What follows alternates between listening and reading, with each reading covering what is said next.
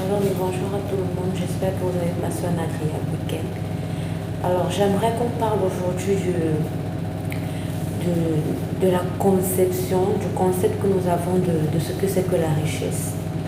La richesse n'a rien à voir avec le bien matériel, la richesse n'a rien à voir avec nos positions, c'est-à-dire le nombre de maisons que nous avons, un compte bancaire bien fourni, nos emplois, les voitures, ça c'est pas la richesse.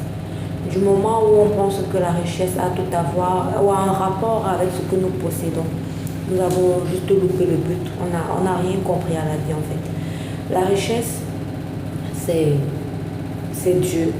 La richesse, c'est Christ en toi. Par la résurrection du Seigneur Jésus, Dieu est entré dans l'humanité. Dieu est entré dans l'homme. Donc, je vais faire simple, la richesse c'est tout simplement Dieu en toi. Parce que Dieu n'est nulle part ailleurs qu'en toi. Dieu n'est pas au ciel. Tu ne vas pas lever les yeux et puis tu dis je te cherche Dieu. Tu ne trouveras Dieu nulle part ailleurs qu'au-dedans de toi.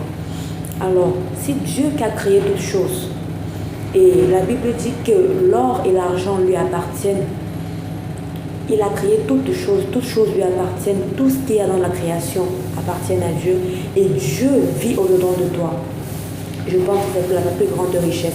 Si tu considères tes acquis, si tu considères ton matériel, si tu considères les biens que tu as comme étant ta richesse, je pense tout simplement que tu n'as pas poussé la réflexion un peu plus loin.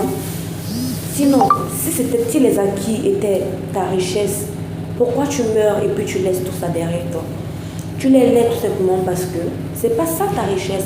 Ta richesse, c'est tout simplement Dieu qui vit au-dedans de toi.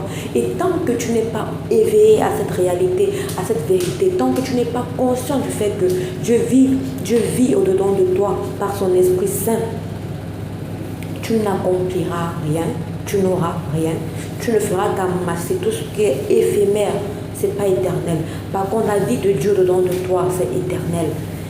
Tant que tu ne t'ouvres pas à cette réalité-là, tu seras toujours cette personne qu'on mentira à l'église, à qui on vendra du miracle, cette personne à qui on vendra de l'huile d'onction, cette personne à qui on dira il faudrait que tu donnes tel prix, telle somme pour pouvoir obtenir X. La Bible dit que tu es béni de toutes sortes de bénédictions spirituelles en Christ. Ces bénédictions-là, c'est Christ en toi. En Christ réside la plénitude de la divinité, la plénitude de ce que Dieu est en Christ. Alors, et toi, tu es en Christ. Shalom.